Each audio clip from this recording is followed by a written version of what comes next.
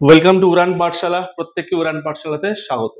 তো আজকে আমাদের এসএসসি এসএলএসটির পার্টের রিজিওনাল জিওগ্রাফি থেকে আমরা যেই সেকশনটা আজকে ডিসকাশন করব, that is natural vegetation in India. That is ভারতের স্বাভাবিক উদ্ভিদ নিয়ে আলোচনা করব।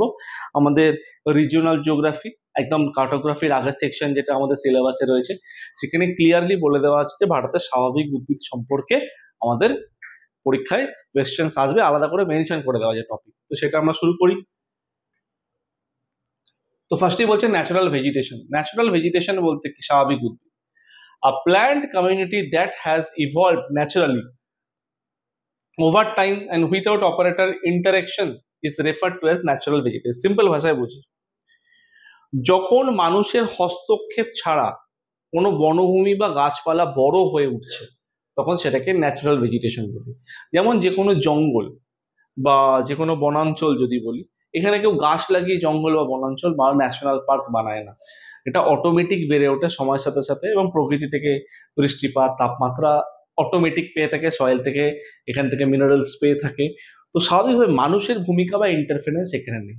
যেখানে মানুষের ভূমিকা থাকবে সেটা কিন্তু প্ল্যান্টেশন হয়ে যাবে। যেখানে আমরা বলবো মানুষের ভূমিকা রয়েছে সেটাকে আমরা বলবো কি? প্ল্যান্টেশন। যেখানে মানুষের ভূমিকা থাকবে সেটা হয়ে যাবে প্ল্যান্টেশন ক্রপ। যেখানে মানুষের ভূমিকা থাকবে, এখানে কিন্তু মানুষের ভূমিকা নেই, এখানে কিন্তু ন্যাচারালি গ্রো হচ্ছে। তাই এটাকে আমরা কি বলছি? এটাকে আমরা বলছি that is natural vegetation. Okay, next. এবার ন্যাচারাল ভেজিটেশন পরীক্ষায় আমাদের চারটে জিনিস দিয়ে দিতে পারে, যে রেনফল দ্যাট ইজ বৃষ্টিপাত, টেম্পারেচার দ্যাট ইজ তাপমাত্রা, অ্যাটমসফেরিক হিউমিডিটি দ্যাট ইজ বায়ুমণ্ডলীয় আর্দ্রতা, আর অ্যাটমসফেরিক প্রেশার দ্যাট ইজ বায়ুমণ্ডলীয় চাপ। চারটে অপশন দিয়ে বললো ন্যাচারাল ভেজিটেশন গড়ার ক্ষেত্রে কার ভূমিকা সব থেকে বেশি। অ্যান্সার আমাদের কি? Rainfall. On the basis of distribution of rainfall, natural vegetation can grown in different parts of the country. তাহলে এখানে অ্যানুয়াল রেনফল আর ন্যাচারাল টাইপ অফ ভেজিটেশন দুটো পার্ট দেখছি আমরা। 200 সেন্টিমিটার বা তার বেশি বৃষ্টিপাত হলে সেখানে কি বনভূমি গড়ে ওঠে? এভারগ্রিন রেন ফরেস্ট বা চিরসবুজ বৃষ্টি অরণ্য বা চিরহরিত বৃষ্টি অরণ্য। 100 থেকে 200 সেন্টিমিটার যদি আমরা বলে থাকি তাহলে বলবো মনসুন ডেসিডুয়াস ফরেস্ট বা মৌসুমী পর্ণমোচী অরণ্য, ডেসিডুয়াস। ঠিক আছে, এই ডেসিডুয়াস কিন্তু মাথায় রাখো, মনসুন মানে হচ্ছে ময়েস্ট ডেসিডুয়াস। যখনই মনসুন বলে দিয়েছে তখনই আমাদের মাথায় রাখতে হবে মনসুন মানেই হচ্ছে ময়েস্ট ডেসিডুয়াস বা আর্দ্র পর্ণমোচী অরণ্য। আর্দ্র পর্ণমোচী অরণ্যে বৃষ্টিপাতের পরিমাণ শুষ্ক পর্ণমোচী অরণ্য বা ড্রাই ডেসিডুয়াসের থেকে বেশি থাকে। দেখো, ড্রাই ডেসিডুয়াস 50 থেকে 100 সেন্টিমিটার, আর ময়েস্ট ডেসিডুয়াস 100 থেকে 200 সেন্টিমিটার। আর এই যে ড্রাই ডেসিডুয়াস বা শুষ্ক পর্ণমোচী বনভূমি বলছে, এটাকেই বলা হচ্ছে tropical savanna. Tropical savanna rain forest যদি ফরেস্ট যদি বলা হয়, রেন ফরেস্ট না, ট্রপিক্যাল সাভানা ফরেস্ট এটাই হবে। নেক্সট, 25 থেকে 50 সেন্টিমিটার কম বৃষ্টিপাত যুক্ত, এটি ড্রাই থর্নি স্ক্রাব। থর্নি মানে কি? থর্নি মানে হচ্ছে কাঁটা যুক্ত। ঠিক আছে, স্ক্রাব মানে হচ্ছে গুল্ম, যেটাকে আমরা বলি সেমি এরিড ভেজিটেশন বা আর্দ্র মরু বনভূমি আমরা বলতে পারি। আর 25 সেন্টিমিটারের কম, এটাকে ডেজার্ট ভেজিটেশন বা এরিড ভেজিটেশন বলে, যেটা মরুভূমি অঞ্চলে কাঁটাযুক্ত ফণিমনসা, ক্যাকটাস, বাবলা, নিম এই জাতীয় গাছগুলো এখানে গড়ে উঠতে দেখতে পাওয়া যায়। ওকে, তাহলে আমাদের মেন মাথায় রাখতে হবে যে কিসের ওপর ডিস্ট্রিবিউশনটা হচ্ছে? রেনফলের ওপর ডিস্ট্রিবিউশনটা হচ্ছে। Forest type in India, percentage of total area. ভারতে মোটামুটি কত ধরনের ফরেস্ট টাইপ দেখতে পাওয়া যাচ্ছে? Tropical moist deciduous. ভারতে মেনলি কিন্তু ডেসিডুয়াস জাতীয় বৃক্ষ বেশি দেখতে পাওয়া যাচ্ছে। ভারতে মেনলি ডেসিডুয়াস জাতীয় বৃক্ষ, তার মধ্যে কোনটা বেশি? That is moist deciduous. Okay, তো ভারতের ট্রপিক্যাল ময়েস্ট ডেসিডুয়াস বা ক্রান্তীয় মৌসুম বা আর্দ্র পর্ণমোচী বৃক্ষ কত পার্সেন্ট? 37%। আর ড্রাই বললে 28%। ট্রপিক্যাল কেন বলেছে? ট্রপিক্যাল দেখো ভারতের নিচে, তোমরা প্রত্যেককে লক্ষ্য করে দেখো ট্রপিক্যাল আছে, তার নিচ কারণ কি? ভারতের মাঝখান থেকে ট্রপিক অফ ক্যান্সার গেছে, ভারতের ক্লাইমেট কি? ট্রপিক্যাল ক্লাইমেট বা ট্রপিক্যাল মনসুনাল ক্লাইমেট। তাহলে ক্রান্তীয় ব্যাপারটা ভারতের জলবায়ুর মধ্যে এবং বনভূমির মধ্যেও কিন্তু বিদ্যমান, তাই জন্য আমরা এটাকে বলবো ট্রপিক্যাল। তাহলে ময়েস্ট আর ড্রাই দেখতে পেলাম, ময়েস্ট আর dry 37-28। Tropical wet evergreen forest 8%, subtropical moist hilly forest 6%, tropical semi evergreen 4%। তাহলে এগুলো যোগ করে আমাদের দেখবো প্রায় অ্যাপ্রক্স 83% হচ্ছে, 83%। তাহলে রেস্ট বিলো মানে আদার্স কি? আদার্স হচ্ছে আমাদের 17%। আদার্স বলতে কি, এই 5টা বাদ দিয়ে অন্যান্য যে বনভূমিগুলো রয়েছে, ধরো ম্যানগ্রোভ ফরেস্টের কথা বলছি, ঠিক আছে, বা ধরে নাও মাউন্টেন ফরেস্ট, যেটাকে আমরা মন্টেন ফরেস্ট বলি, সেই ফরেস্টের কথা বলছি, তো সেগুলো এখানে ইনক্লুড হয়ে যাচ্ছে। ওভারঅল 17% আমাদের এখানে মাথায় রাখতে হবে। Next, classification of forest.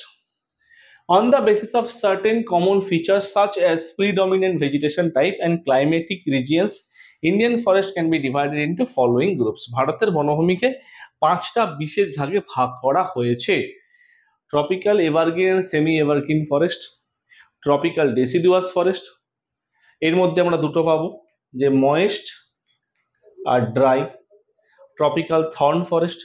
মন্টেন ফরেস্টকে আমরা দুটো পাবো, দ্যাট ইজ আমাদের উত্তর ভারতের পাহাড় পর্বত, দক্ষিণ ভারতের পাহাড় পর্বত, তাহলে নর্থ ইন্ডিয়া, সাউথ ইন্ডিয়া, দুটো পাবো এখানে। আর লিটোরাল অ্যান্ড সোয়াম্পি ফরেস্ট বলতে যেখানে ম্যানগ্রোভ ডেল্টাইক ফরেস্টগুলো ওগুলো ইনক্লুড হয়ে যাবে, সেই ফরেস্ট একটা পার্ট পাবো আমরা। নেক্সট, ট্রপিক্যাল এভারগ্রিন ফরেস্ট, ক্রান্তীয় চিরসবুজ অরণ্য, ঠিক আছে। ক্রান্তীয় চিরসবুজ অরণ্য কি বলছে, লোকেশন কোথায় পাওয়া যাচ্ছে, ওয়েস্টার্ন স্লোপ অফ ওয়েস্টার্ন ঘাট। এখানে একটা জিনিস বুঝে নাও, দেখো এই যে পার্টটা ভারতের লোয়ার পার্টটা, এটা ধরে নাও ওয়েস্টার্ন পার্ট, ঠিক আছে। এই যে ওয়েস্টার্ন ঘাট, এই পার্টটা আমরা দেখতে পাচ্ছি, ওয়েস্টার্ন ঘাটের ওয়েস্টার্ন সাইডটা, এই সাইডটা আমাদের কিন্তু বৃষ্টিপাত বেশি, কেন মৌসুমী বায়ু হিসেবে এখানে কিন্তু হিট করছে, এখানে হিট করছে, ধাক্কা খাচ্ছে। আর এই সাইডটা হচ্ছে বৃষ্টিপাত কম, ঠিক আছে, এই সাইডটা। দেন এটা হচ্ছে বৃষ্টির ছায়া অঞ্চল বা প্রতিবাদ ঢালের দিকে পড়ে যাচ্ছে, ওকে, লিওয়ার্ড স্লোপের দিকে পড়ে যাচ্ছে। নেক্সট, তারপর কোথায় বলছে, নর্থ ইস্টার্ন রিজিয়ন, উত্তর পূর্ব ভারতের আর আন্দামান নিকোবর। তাহলে এখানে আমাদের কি ট্রপিক্যাল এভারগ্রিন, এভারগ্রিন মানে কি সারা বছর গাছে পাতা থাকছে, সেটাকে আমরা বলছি tropical evergreen forest. Climatic condition, climatic condition হচ্ছে warm and humid area, climatic condition. বৃষ্টিপাত কি বলছে, 200 সেন্টিমিটার, আর গড় টেম্পারেচার হচ্ছে 22 ডিগ্রি সেলসিয়াস। বৃষ্টিপাত হচ্ছে 200 সেন্টিমিটার, 200 সেন্টিমিটার হচ্ছে বৃষ্টিপাত, আর অ্যাভারেজ অ্যানুয়াল টেম্পারেচার হচ্ছে 22 degree Celsius, 22 degree Celsius average annual temperature, আর বৃষ্টিপাত হচ্ছে 200 সেন্টিমিটার। ওকে, নেক্সট, তাহলে এটা মাথায় রাখবো যে আমরা বললাম না 200 বা 200 সেমির বেশি ট্রপিক্যাল এভারগ্রিন ফরেস্ট, ওই জিনিসটা এখানে পাচ্ছি। আর গড় তাপমাত্রা হচ্ছে 22 ডিগ্রি, কখনো যদি রেঞ্জ বলে যে কত থেকে কত, আমরা সিম্পল মাথায় রাখবো 22 থেকে 24 degree Celsius. Next, these are well stratified, স্তরযুক্ত, with layers closer to the ground and are covered with shrubs and creepers with short structured trees followed by a tall varieties of trees. এখানে গাছগুলো যেগুলো থাকে, এখানে গাছগুলো চারদিকে নিচের দিকটা, অন্তত গাছের গোড়ার দিকটা ছোট ছোট বনাঞ্চল লতা পাতা দ্বারা ঢাকা থাকে, এবং গাছগুলো হাইট একদম স্ট্রেট উঠে যায়, ঠিক আছে, 60 মিটার 65 মিটার এরকম হাইট দেখতে পাওয়া যায়, মানে গাছগুলো এরকম একদম স্ট্রেট ওঠে, গাছের গুঁড়ির ওপরে উঠে কি হয়, ডালপালাটাকে ছড়ায়, তাহলে একদম স্ট্রেট উঠতে থাকে, ঠিক আছে। তাহলে কি বলছে, গাছগুলোর অ্যাভারেজ হাইট কত, 60 মিটার বা তার বেশি গাছগুলোর height. There is no definite time for tree shed their leaves. এই ধরনের গাছের ক্ষেত্রে কোনো প্রপার টাইম হয় না, গাছ যখন পাতা ঝরিয়ে ফেলছে এরকম অ্যাজ সাচ কোনো টাইম নেই। যে আমরা সাধারণত জানি কি ড্রাই সিজন, ড্রাই উইন্টার বা ড্রাই সামারে গাছগুলোর ক্ষেত্রে কি হয়, গাছগুলো পাতাগুলোকে আস্তে আস্তে ঝেড়ে ফেলে, কিন্তু এখানের ক্ষেত্রে কি দেখা যাচ্ছে, এখানে অ্যাজ সাচ এরকম কিছু নেই যে গাছগুলো কোন সিজনে বা পার্টিকুলার কোন টাইমে তার পাতাগুলোকে ঝেড়ে ফেলবে, এরকম অ্যাজ সাচ এখানে কিছু মেনশন নেই। As such this forest appear green all the year round, সারা বছর ধরে গাছের পাতা থাকে, তাহলে গাছ কি রকম দেখতে হয়, গাছ সবুজ দেখতে হয়ে থাকে। ওকে, ট্রি স্পিসিস কি গাছ দেখতে পাওয়া যাচ্ছে, রোজউড, মেহগিনি, এইনি, এবনি, এই 4টে গাছ দেখতে পাওয়া যায়। রোজউড মেহগিনি হচ্ছে এখানকার প্রিডমিনেন্ট, সব থেকে বেশি পরিমাণ গাছ এই দুটোই দেখতে পাওয়া যায়। Next, tropical semi evergreen forest. Semi এভারগ্রিনের লোকেশন কি, লোকেশন হচ্ছে দেখো, দিস ফরেস্ট আর এটা কিন্তু ওরই কিন্তু এভারগ্রিনেরই পার্ট। সেমি এভারগ্রিন মানে কি, কিছুটা এভারগ্রিন কিছুটা ডেসিডুয়াস, দুটো মিলিয়ে একটা কমন এরিয়া, মানে আমি ধরো এই এরিয়াটা হচ্ছে এভারগ্রিন, এই এরিয়াটা হচ্ছে ডেসিডুয়াস, এই যে মাঝের এরিয়াটা এখানে এভারগ্রিনেরও বৈশিষ্ট্য রয়েছে, ডেসিডুয়াসেরও বৈশিষ্ট্য রয়েছে, ওটাই হচ্ছে সেমি এভারগ্রিন। কিন্তু ডমিনেশন কার থাকছে বেশি, এভারগ্রিন থাকছে। তাদের কি বলছে, less rainy parts of evergreen regions, they have a mixture of evergreen and moist deciduous trees, যেটা বললাম আমরা যে এভারগ্রিন আর ময়েস্ট ডেসিডুয়াস ট্রিজ এর মিক্সচার থাকছে। The underwing climbers provide and evergreen character to this forest. আমি বললাম না এভারগ্রিনের ডমিনেন্ট বেশি থাকছে বলে, তাহলে এই অঞ্চলে যে গাছগুলো দেখতে পাওয়া যায় তাদের ক্যারেক্টারটা কি হচ্ছে, ডেসিডুয়াস নাকি এভারগ্রিন? ডেফিনেটলি এভারগ্রিনের ক্যারেক্টার থাকছে বলেই একে বলা হচ্ছে সেমি এভারগ্রিন, আর্দ্র চিরসবুজ বা আধা চিরসবুজ। Next, tree species white cedar, hollock and kail, এগুলো দেখতে পাওয়া যাচ্ছে।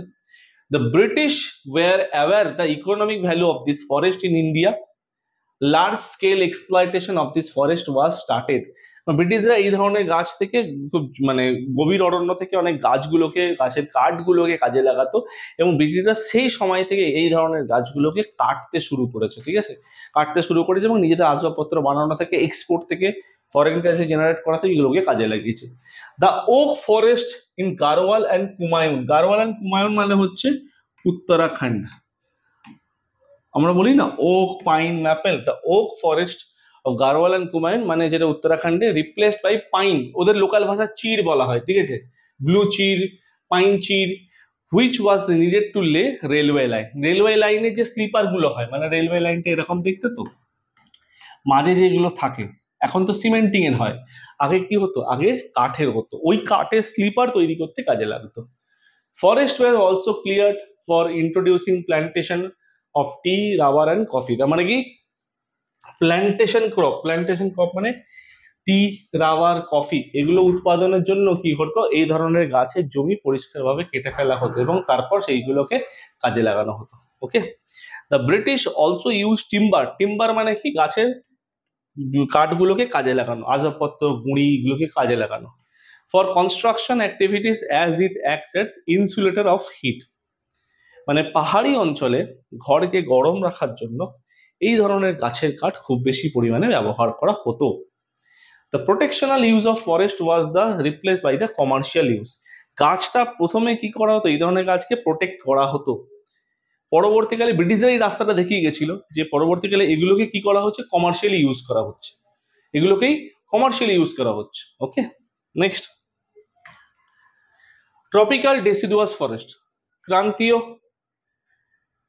পর্ণমোচী বা ট্রপিক্যাল ডেসিডুয়াস ফরেস্ট মানে ক্রান্তীয় পর্ণমোচী অরণ্য। এর দুটো ভাগ হয়, বৃষ্টিপাত কম হলে ডেসিডুয়াস, ড্রাই ডেসিডুয়াস, বেশি হলে ময়েস্ট ডেসিডুয়াস, ঠিক আছে।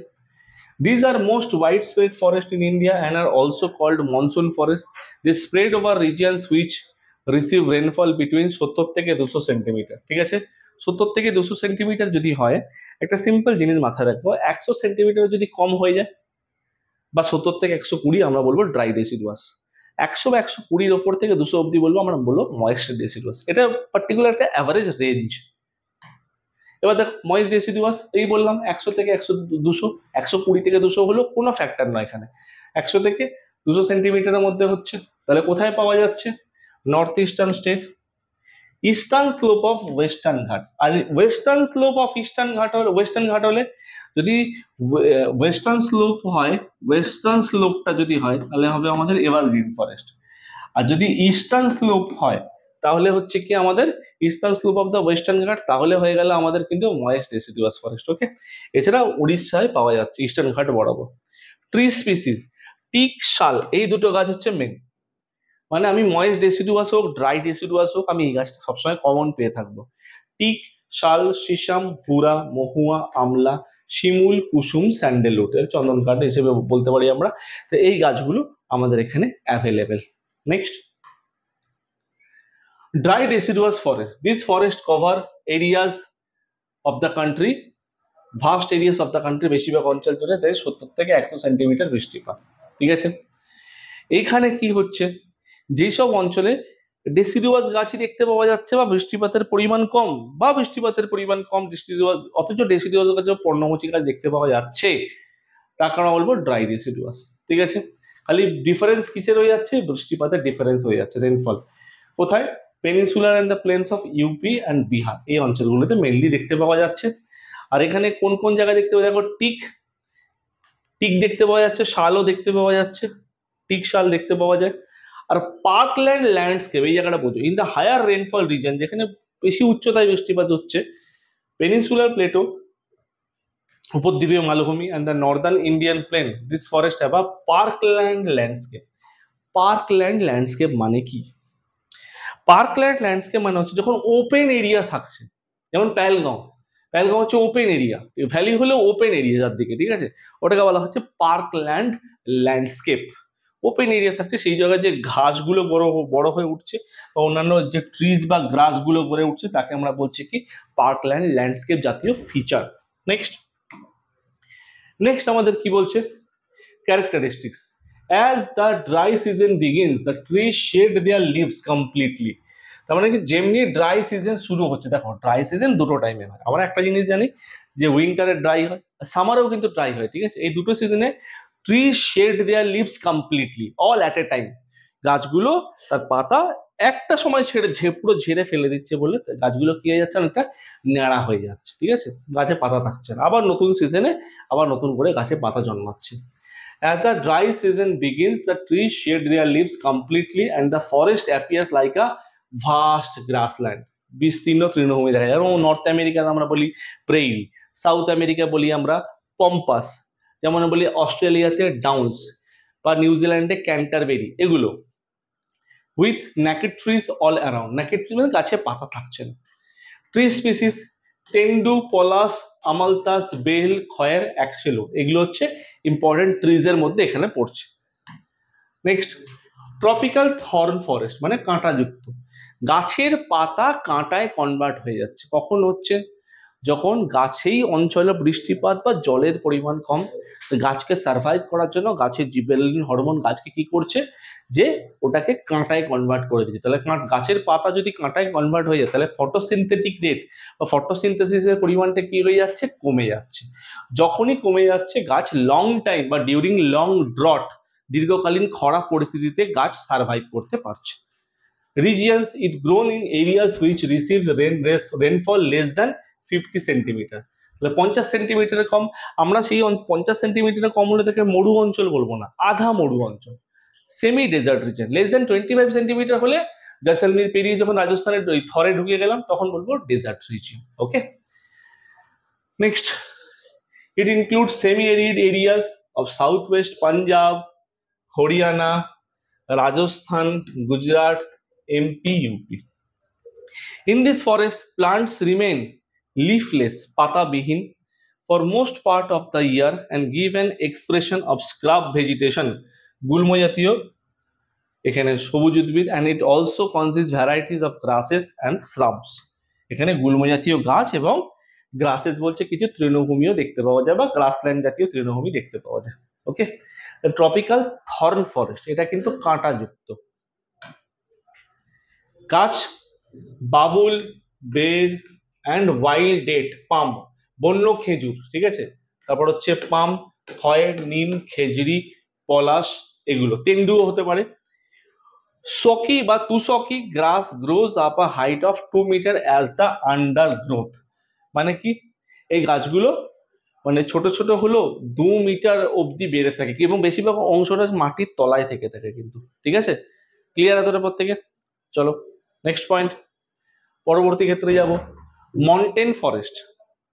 মন্টেন ফরেস্ট বলতে কি বলবো, মন্টেন ফরেস্ট বলতে যেটা আমরা বলি এটাকে আমরা মাউন্টেন ফরেস্টও বলতে পারি, কিন্তু অ্যাকচুয়াল এর স্পেলিংটা হচ্ছে montane forest. In montanous forest বা mountainous areas the decrease in the temperature with increasing altitude, মানে কি হাইট যত বাড়ে টেম্পারেচার কমে না বাড়ে, টেম্পারেচার কমে, তাহলে হাইট যত বাড়ছে, পার্বত্য এলাকার গাছ তো মাউন্টেন বা মন্টেন ফরেস্ট, হাইট যত বাড়ছে টেম্পারেচার কমছে, এই গাছের পরিমাণ তত বাড়ছে। তাহলে with the decrease in temperature with increasing altitude leads to a corresponding change in the natural vegetation. The Himalayan ranges show a succession of vegetation from the tropical to the tundra which change in the with the altitude. এখানে কি বলছে কোথায় দেখতে পাওয়া যাচ্ছে, দেখো এই mountain ফরেস্টকে দুটো দেখতে পাওয়া যায়, নর্থ ইন্ডিয়া সাউথ ইন্ডিয়া, প্রথমেই বলেছিলাম। তার মানে কি এখানে হচ্ছে নর্দার্ন মাউন্টেন ফরেস্ট, এখানে হচ্ছে সাদার্ন মাউন্টেন ফরেস্ট। উত্তর ভারতের পার্বত্য এলাকার বনভূমি, দক্ষিণ ভারতের পার্বত্য এলাকার বনভূমি, সেই দুটো জিনিস এখানে বলছে। Next, northern mountain forest, deciduous forest are found in the foothills in the Himalaya. তাহলে অল্টিটিউড নর্দার্ন মাউন্টেনে বেশি। দক্ষিণ ভারতের মাউন্টেন বলতে কি, সামান্য কিছু পরিমাণ নীলগিরি পাবো, ওয়েস্টার্ন ঘাটে কিছু পাবো, আর একটু যদি ওপরের দিকে উঠেছে বিন্দু সাতপুরাই পেতে পারি। তার মানে এখানে আমরা কি বলছি, অল্টিটিউড 1000 থেকে 2000 মিটার থাকে। These trees found the higher hill range northeastern India, hilly areas of West Bengal, মানে দার্জিলিং এর সাইড, কালিম্পং এর সাইডকে বোঝাচ্ছে। উত্তরাঞ্চল এই অঞ্চলগুলোকে বোঝাচ্ছে। পাইন ফরেস্ট কোথায় দেখতে পাওয়া যাচ্ছে, 1500 থেকে 1750 মিটার উচ্চতায়, যেটাকে আমরা বললাম কি ব্লু পাইন, চির পাইন বলা হয়, ঠিক আছে। চির pine is very useful for commercial tree. চির পাইনের গাঠের গুড়ি খুব বেশি চওড়া হয় না, মিডিয়াম সাইজের হয়, লম্বাটা স্ট্রেট হয়, গাছ দীর্ঘকালীন মজবুত থাকে, এবং গাছ সব থেকে প্লাস পয়েন্ট হচ্ছে এখানে কি, জল প্রচুর সোপ করতে পারে। জল সোপ করলেও গাছের খুব একটা ড্যামেজ হয় না বা গাছের গুঁড়ির ড্যামেজ হয় না। দেওদার, যেটাকে দেবদারু বলি, highly valued endemic species grows mainly in western part of the Himalaya. হিমালয়ের পশ্চিম প্রান্তে এই দেবদারু গাছ প্রধানত দেখতে পাওয়া যায়, যেটা কনস্ট্রাকশনাল অ্যাক্টিভিটি, কনস্ট্রাকশন বলতে শুধুমাত্র ওই পাহাড়ি এলাকার ব্রিজ ফ্রিজ নয়, কিন্তু কাঠের যে ব্রিজগুলো হয় ওগুলো নয়, বাড়ির যে অনেক সময় ক্ল্যাম্প তৈরির ক্ষেত্রে, মানে ক্ল্যাম্প বলতে কি, একটা আগেকার দিনে বাড়িতে হতো উপরে কাঠের বিম দেওয়া থাকতো, ওইগুলো তৈরিতেও কিন্তু কাজে লাগে। ইভেন পাহাড়ি অঞ্চলের বাড়ি তৈরিতেও কাজে লাগে, বাড়িকে গরম রাখতেও হেল্প করে থাকে। নেক্সট, এবার এইখানে কি গাছ দেখতে পাওয়া যাচ্ছে, চিনার, ওয়ালনাট, কাশ্মীর হ্যান্ডিক্রাফটস এই অঞ্চলে দেখতে পাওয়া যায়। এবার 2200 থেকে 3000 এই জোনের মধ্যে কি ব্লু পাইন আর স্প্রুস দেখতে পাওয়া যাচ্ছে, ঠিক আছে। আর যদি বলে কি ধরনের গ্রাসল্যান্ড দেখতে পাওয়া যাচ্ছে, টেম্পারেট গ্রাসল্যান্ড। টেম্পারেট মানে নাতিশীতোষ্ণ তৃণভূমি এই অঞ্চলে দেখতে পাওয়া যাচ্ছে। খালি আমাদের কাজ হচ্ছে কোন উচ্চতার মধ্যে, যে 2200 থেকে 3000 এর মধ্যে কি, 1500 থেকে 1750 এর মধ্যে কি, কোন উচ্চতায় কোন জাতীয় গাছ দেখতে পাওয়া যাচ্ছে, বা একটা দুটো গাছের নাম মাথায় রাখা, ব্যাস। 3000 থেকে 4000 মিটার উচ্চতায় কি আছে আমরা, আলপিও অরণ্য দেখতে পাচ্ছি, যেখানে প্যাস্চার হচ্ছে, প্যাস্চার মানে প্যাস্চারাল ল্যান্ড, পশুচারণ ক্ষেত্র। ওই পাহাড়ি অঞ্চলে রাখাল বালকরা পাহাড়ের উপরে পশুকে ঘাস খাওয়াতে নিয়ে যায়, ওই রিজিয়নকে বোঝাচ্ছে। কি কি গাছ দেখতে পাওয়া যাচ্ছে, silver fir, juniper, pine, birch, rhododendron, most important এটা, ওকে। দিস প্যাস্চার মানে পশুচারণ ক্ষেত্রে যে জমি, দিস প্যাস্চার বা pastoral land are used extensively, ব্যাপকভাবে ইউজ হচ্ছে for transhumance by tribes like the Gujjar, Bakarwal, Bhotia and the Gaddis. এরা ইউজ করে থাকে। এরা এই ট্রাইবগুলো পশুচারণ ক্ষেত্রে এই উচ্চতায় গিয়ে ইউজ করে থাকে, মানে পশুচারণের ক্ষেত্রে এরা কি হয়, এই অঞ্চলে পশুচারণের জন্য নিয়ে যায়। এবং ট্রাইবাল, এরা প্রত্যেকটা ট্রাইবাল ক্যাটাগরির লোকের এরা। At higher altitude, mosses and lichens, moss আর লাইকেন এগুলো পাওয়া যাচ্ছে, যেগুলো তুন্দ্রা ভেজিটেশন, যেটা হায়ার ভেজিটেশন বলতে মোটামুটি ধরো না 3500-4000 মিটার ওপরে। The southern slope of the Himalaya carries a thicker vegetation and relatively higher precipitation, ঠিক আছে, এই অঞ্চলে দেখতে পাওয়া যাচ্ছে। এই লাস্ট লাইন এতটা ইম্পর্টেন্ট না, tundra vegetation of the important, কোন এরিয়ার মধ্যে কতটা কি দেখলাম সেটা মাথায় রাখতে হবে। সাদার্ন মাউন্টেনে বেশি কিছু না, বললাম যেটা নীলগিরি, বিন্ধ্য, সাতপুরা, ওয়েস্টার্ন ঘাট এইটুকু, এবং এর মধ্যে সব থেকে বেশি ইম্পর্টেন্ট হচ্ছে আমাদের নীলগিরি। তাহলে এখানে নীলগিরি বলতে কি, temperate in the higher region, subtropical in the lower region. Western ঘাটে পাওয়া যাচ্ছে, স্টেট গুলো শুধু মাথায় রাখবো, কেরালা, তামিলনাড়ু, কর্ণাটকা। সাদার্ন মাউন্টেন বলতে বারবার বলছি মেনলি নীলগিরিকেই টার্গেট করা হচ্ছে। তার মানে এরকম না যে বিন্ধ্য, সাতপুরা হবে না, ওয়েস্টার্ন ঘাট হবে না, কেন, এইখানে যদি নীলগিরি থাকে, ওয়েস্টার্ন ঘাট, ইস্টার্ন ঘাট, নীলগিরি তামিলনাড়ুতে কিছুটা পড়ছে, কেরালায় কিছুটা আসছে, ওয়েস্টার্ন ঘাটের দিকে কিছুটা আসছে, আর সাতপুরা এখানে, বিন্দু এখানে। তাহলে এখানে ইনফ্লুয়েন্সটা কম, ইনফ্লুয়েন্স দক্ষিণ ভারতে বেশি। যে বলে না সাউথ ইন্ডিয়ার হিল স্টেশন, উটি, যেটাকে আগের নাম ছিল উডাকা মন্ডলাম, তা মুন্নার, কেরালায় লোকে ঘুরতে যায়, আলেপ্পি, কোট্টায়াম, তো এই জায়গাগুলোকে বোঝাচ্ছে। টেম্পারেট ফরেস্ট কল্ড শোল মানে শাল, ঠিক আছে, shola in Nilgiris, Annamalai and Palani hills, Kerala সাইডে, ঠিক আছে, কেরালা তামিলনাড়ু সাইডে। ইকোনমিক সিগনিফিকেন্স রয়েছে এইখানে, এবং এটা ওই অঞ্চল থেকে আপ টু সাতপুরা অঞ্চল, মৈকাল অঞ্চল, মধ্যপ্রদেশের সাতপুরা, মৈকাল, এই ছত্তিশগড়ের মৈকাল। তো ছত্তিশগড় মধ্যপ্রদেশ রেঞ্জে তো মৈকাল রেঞ্জ সিচুয়েটেড, এই ছত্তিশগড়ের মধ্যপ্রদেশ এরিয়ার মধ্যে, এই রেঞ্জের মধ্যে আমাদের এই গাছগুলো দেখতে পাওয়া যাচ্ছে। কোন জাতীয় গাছ? Magnolia laurel cinchona wattle. Magnolia laurel cinchona wattle এই জাতীয় গাছ আমাদের এখানে লক্ষ্য করা যাচ্ছে। নেক্সট, একটা এখানে আউটলাইন ম্যাপ দেওয়া আছে, যেখানে যেগুলো আমরা প্রথমে দেখলাম, that is tropical thorn forest, deciduous, tropical evergreen, mountain forest বা মন্টেন ফরেস্ট, লিটোরাল বা সম্পি ফরেস্ট, যেটা দেখবো তার ম্যাপ জোন এখানে দেখিয়ে দেওয়া আছে। এখানে দেখলেই কিন্তু আমরা বুঝতে পারবো। ওকে, লিটোরাল ফরেস্ট, লিটোরাল মানে হচ্ছে মাথা রাখো যে জলমগ্ন অঞ্চলে পাওয়া যায়। India has a rich variety of wetland. Wetland মানে জলাভূমি, যেখানে 70% of the compromises area paddy cultivation হয়ে থাকে, তাও নামকে বাঁচতে। The total area of wetland is 3.9 million hectare. এর দুটো সাইড দেখতে পাওয়া যায়, চিল্কা লেক ওড়িশাতে রয়েছে, কেওলাদেও ন্যাশনাল পার্ক ভরতপুর রয়েছে। এছাড়া আমাদের কিছু ওয়াটার হ্যাবিটেট কনভেনশনাল ওয়েটল্যান্ড রয়েছে, যেগুলো রামসার সাইট বলা হয়। ইরানের রামসারের নাম অনুসারে, জায়গার নাম অনুসারে রামসার সাইট বলা হয়, জলাভূমি অঞ্চল বলা হয়। এগুলো লিটোরাল ফরেস্টে দেখতে পাওয়া যাচ্ছে। এই লিটোরাল ফরেস্ট যেটাকে দেখতে পাচ্ছি, এই লিটোরাল ফরেস্টেরই অপর নাম হচ্ছে সোয়াম্পি ফরেস্ট। সোয়াম্পি ফরেস্ট জলমগ্ন অঞ্চলে দেখতে পাওয়া যাচ্ছে। নেক্সট, এবার এই কোথায় দেখতে পাওয়া যাচ্ছে লিটোরাল ফরেস্ট? যেখানে লবণাক্ততা রয়েছে, যেমন গুজরাটের গালফ অফ কচ্ছের অঞ্চল, রাজস্থানের সম্বল লেকের আশেপাশের অঞ্চল, ডেকান প্লেটের পশ্চিম দিকে অর্থাৎ টুয়ার্ডস আমাদের গুজরাটের দিকে অল্প পরিমাণ দেখতে পাওয়া যাচ্ছে। এগুলো সামান্য পরিমাণ দেখতে পাওয়া যাচ্ছে। লেগুন, যেমন উড়িষ্যার লেগুন, চিল্কা লেগুন একটা ওই অঞ্চলে দেখতে পাওয়া যাচ্ছে। এগুলো হচ্ছে বেসিক, চিল্কা লেগুন যদি আমরা বলি, এগুলো বেসিক দেখতে পাওয়া যাচ্ছে। এবার এখানে বলছে যে মাউন্টেন রিজিয়ন কাশ্মীর, কোথায় কি দেখতে পাওয়া যাচ্ছে? Mangrove forest. ম্যানগ্রোভ ফরেস্টে যাওয়ার আগে এখানে কিচ্ছু নেই। ম্যানগ্রোভ ফরেস্টে দু তিনটে জিনিস আমরা বলি। ম্যানগ্রোভ ফরেস্টে যাওয়ার আগে, ম্যানগ্রোভ ফরেস্ট, এই ম্যানগ্রোভ ফরেস্টেরই অপর নাম হচ্ছে রিপারিয়ান ফরেস্ট। ঠিক আছে, রিপেরিয়ান ফরেস্ট। ম্যানগ্রোভ ফরেস্টে কি সিম্পল মাথায় রাখবো, যেখানে প্রচুর এরকম বদ্বীপ রয়েছে এবং বদ্বীপের মাছ দিয়ে নদী চলে গেছে। যেমন সুন্দরবনের ক্ষেত্রে যদি বলি পিয়ালি, গোসাবা, বিদ্যাধরী, রায়মঙ্গল, জলন্ধি, চূর্ণী, তো এখান থেকে নদী চলে গেছে এবং এখানটা ডেল্টা ফরম্যাট একটা ক্রিয়েট হচ্ছে। অনেকটা ডেল্টাইক ফরেস্ট বা বদ্বীপ অঞ্চলের বনভূমি বলা হয়, সেগুলো এখানে দেখতে পাওয়া যাচ্ছে। এবং এই অঞ্চলের কি হচ্ছে, নদীর জল আর সমুদ্রের, নদীর স্বাদু জল মানে ফ্রেশ ওয়াটার অফ রিভার আর সমুদ্রের নোনা জল গিয়ে মিশছে। তার মানে কি হচ্ছে, সল্ট টলারেন্ট স্পিসিস, এমন কিছু গাছের প্রজাতি গড়ে উঠছে যারা লবণকে সহ্য করতে পারছে, লবণকে নিতে পারছে, সেই ধরনের গাছের উদ্ভিদের কথা এখানে বলেছে। ওকে, তো সেগুলো এখানে দেখিয়ে দেওয়া হয়েছে। এবং এই যে ম্যানগ্রোভ ফরেস্ট, ম্যানগ্রোভ ফরেস্টের জন্য টেম্পারেচার কত প্রয়োজন? 22 থেকে 27 ডিগ্রি সেলসিয়াস। আর রেনফল কত প্রয়োজন? 100 থেকে 150। এটা আইডিয়াল, এর নিচে হলে যে হবে না তা না, এটা আইডিয়াল। ওকে, তো এইগুলো সুন্দরবনে দেখতে পাওয়া যাচ্ছে, যেমন আন্দামানে দেখতে পাওয়া যাচ্ছে, সুন্দরবনে দেখতে পাওয়া যাচ্ছে, সুন্দরবনে। এছাড়াও আমরা বলছি যদি এবার কোথায় কোথায় দেখতে পাওয়া যাচ্ছে, আমি একটা লিস্ট দেখিয়ে দিচ্ছি এখানে।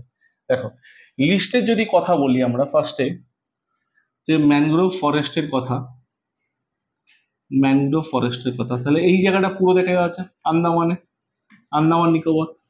এখানে হচ্ছে আমাদের তামিলনাড়ুতে রয়েছে, অন্ধ্রপ্রদেশে রয়েছে, ওড়িশায় রয়েছে, ওয়েস্ট বেঙ্গলে রয়েছে। তাহলে ওয়েস্ট বেঙ্গলে কি বলা হচ্ছে ম্যানগ্রোভকে? ম্যানগ্রোভকে ওয়েস্ট বেঙ্গলে কি বলা হচ্ছে? সুন্দরবন। তারপর যদি বলি ওড়িশা, তারপর যদি বলি আমাদের অন্ধ্রপ্রদেশ, তারপর হচ্ছে তামিলনাড়ু। অন্ধ্রপ্রদেশে কি বলা হয়? করিঙ্গা। গোদাবরীতে রয়েছে, গোদাবরীর তীরে গরিঙ্গা ন্যাশনাল পার্ক এখানে দেখতে পাওয়া যাচ্ছে। তারপর ওড়িশা ভিতরকণিকা ফরেস্ট, ভিতরকণিকা ফরেস্ট দেখতে পাওয়া যাচ্ছে। তামিলনাড়ুতে যে ম্যানগ্রোভ ফরেস্ট দেখতে পাওয়া যাচ্ছে তার নাম হচ্ছে পিছাভারাম ফরেস্ট,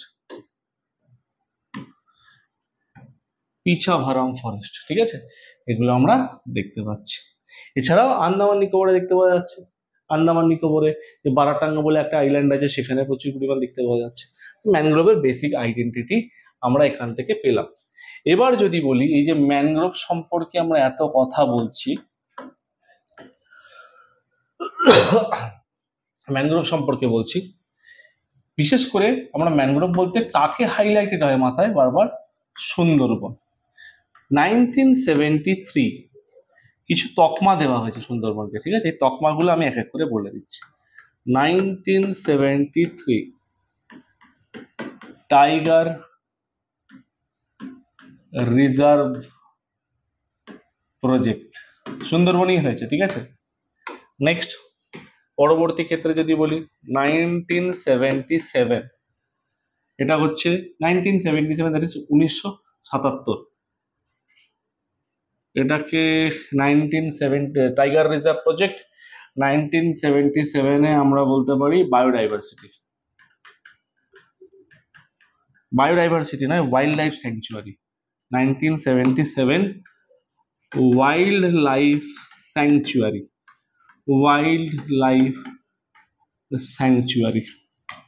নেক্সট, আমরা যদি বলি 1984, মোস্ট ইম্পর্টেন্ট, 1984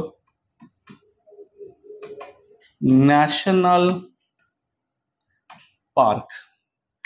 নেক্সট যদি বলি আমরা 1987 ইউনেস্কো ওয়ার্ল্ড হেরিটেজ সাইট, আমি শর্টে লিখলাম UNESCO world heritage site. Next 2001, এটা হচ্ছে MAB, ম্যান অ্যান্ড বায়োস্ফিয়ার। আগে MABP ছিল, এখন হয়ে গেছে MAB, ম্যান অ্যান্ড বায়োস্ফিয়ার। আর লাস্ট হচ্ছে 2019 Ramsar site, that is wetland বা জলাভূমি। তো সুন্দরবন যে কটা ডেজিগনেশন পেয়েছে, 6খানা, এই 6খানা ডেজিগনেশন আমরা এখানে মেনশন করলাম, ঠিক আছে? এই 6টা ডেজিগনেশনের মধ্যেই একটা দিতে পারে 73 tiger reserve project, 77 wild life sanctuary, 1984 national park, 1987 UNESCO world heritage site, 2001 man and biosphere, আগে নাম ছিল man and biosphere programme, MABP থেকে MAB হয়েছে। 2019 রামসার সাইট, আগে ছিল ওয়েটল্যান্ড বা জলাভূমি, রামসার সাইটই বলা হয় বরাবর, জলাভূমি এটা একটা। তো এই পয়েন্টটা সুন্দরবন থেকে মাথায় রাখবো। সুন্দরবনে কি গাছ দেখতে পাওয়া যায়? যদি ট্রিজের কথা বলি, বিশেষ করে সুন্দরবনের কথা বলছি, ঠিক আছে? আমি ম্যানগ্রোভ ফরেস্টের ক্ষেত্রেও সেম কথা অ্যাপ্লিকেবল, যেমন সুন্দরী, গরান, গেওয়া, হেতাল, হোগলা, কেয়া, গোলপাতা,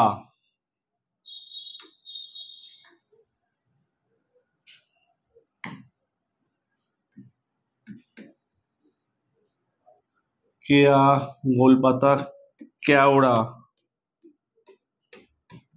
পাশুর, এটসেট্রা।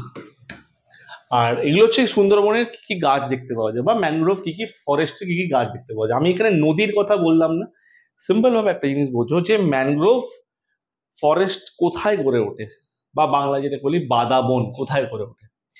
যেখানে সমুদ্রের নোনা জল এবং নদীর স্বাদু জল মিশছে সেখানে হবে। অনেকে বলে যে দীঘা পুরীতে, না, ঠিক আছে? যেখানে নদীর স্বাদু জল বা সমুদ্রের নোনা জল এক জায়গায় মিশছে, একটা স্যালাইন ওয়াটার ডেভেলপ করছে, এবং সেই সব অঞ্চলে লবণের একটা স্তর মাটির ওপর পড়ে যাচ্ছে বলে গাছগুলো নিঃশ্বাস নিতে অসুবিধা হয়, এবং মাটিতে নরম তো গাছের শিকড় মাটিকে আঁকড়ে ধরতে পারে না, তার মানে গাছগুলো পড়ে যাচ্ছে। সেই অঞ্চলে এই ধরনের জিনিস গড়ে ওঠে, যেটাকে গাছের, এই জন্য ম্যানগ্রোভ জাতীয় গাছের বা এই জাতীয় গাছগুলোর আমরা শ্বাসমূল ঠেসমূল দেখতে পাই। সুন্দরী গাছে তোমরা জানো যে শ্বাসমূল ঠেসমূল দেখতে পাই। শ্বাসমূল ঠেসমূল মানে কি? শ্বাসটা বেরিয়ে থাকছে কেন? যে গাছের পর্যাপ্ত কার্বন ডাইঅক্সাইড নেওয়ার জন্য। আর ঠেসমূল মানে গাছ মাটিকে ধরতে পারছে না, এতে পড়ে জানা যায়, ঠিক আছে? ঠাসমূল ঠেসমূল দেখতে পাই, ওকে? এটাকে ইংলিশে বলা হয় new metaphor, PNEUMETAPHOR, new metaphor বলা হয়ে থাকে। আর এছাড়া যদি আমরা বলি ম্যানগ্রোভ ফরেস্ট বা সুন্দরবনে যেখানে ম্যানগ্রোভ ফরেস্ট রয়েছে, কি কি নদী রয়েছে, সেখানে আমরা সিম্পল বলতে পারি যে বিদ্যাধরী, চূর্ণী, রায়মঙ্গল, ভৈরবী, কালিন্দী, তারপর হচ্ছে ইছামতি, সপ্তপদী, অনেক নদী রয়েছে সুন্দরবন অঞ্চলে, ঠিক আছে। তো এই সব অঞ্চলে আমাদের মেনলি ম্যানগ্রোভ ফরেস্ট দেখতে পাওয়া যায়। নেক্সট,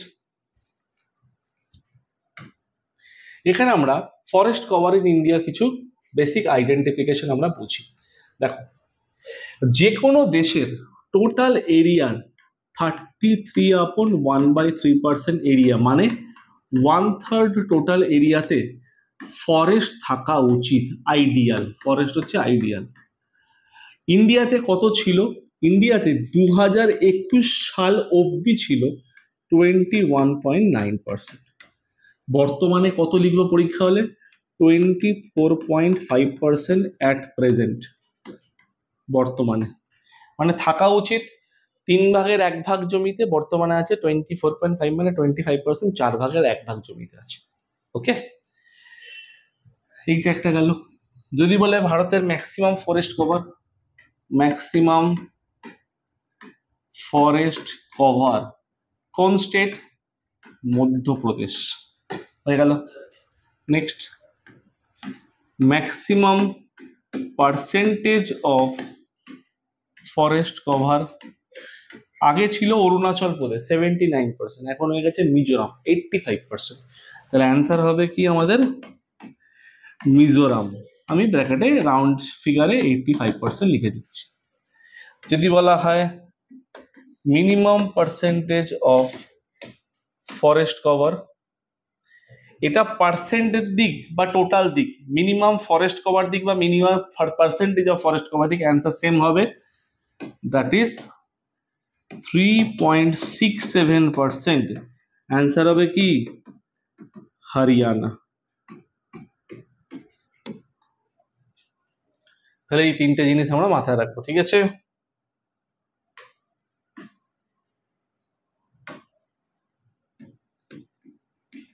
হরিয়ানা হয়ে গেল আমাদের, এই তিনটে খুব ইম্পর্টেন্ট আমাদের।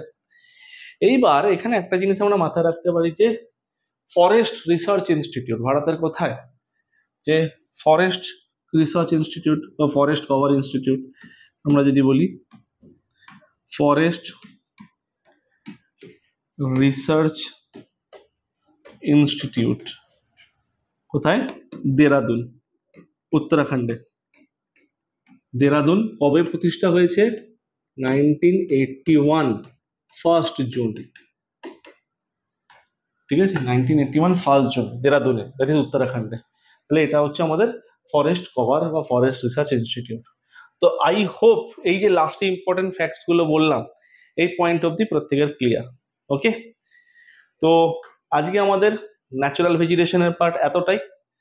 পরবর্তী দিনে আমরা নতুন কোনো টপিক নিয়ে আসবো। তো যেই পয়েন্টগুলো আলোচনা করলাম আননেসেসারি না পড়ে টু দি পয়েন্টে জিনিসগুলো মাথায় রাখবো। রেনফল কত, লোকেশন, কি কি গাছ দেখতে পাওয়া যাচ্ছে, সুন্দরবনের যে আমরা স্পেশাল ফিচার্স গুলো দেখলাম, এখানে যে স্পেশাল ফিচার্স গুলো দেখলাম এইটা, আর লাস্টে যেখানে ফ্যাক্টস গুলো দেখলাম কোথায় কি পার্সেন্টেজ আছে ইনক্লুডিং পার্সেন্টেজ, সেগুলোকে মাথায় রাখার চেষ্টা করবো। ওকে, তো থ্যাংক ইউ। পরবর্তী ক্লাসে আমরা নতুন টপিক নিয়ে আসবো।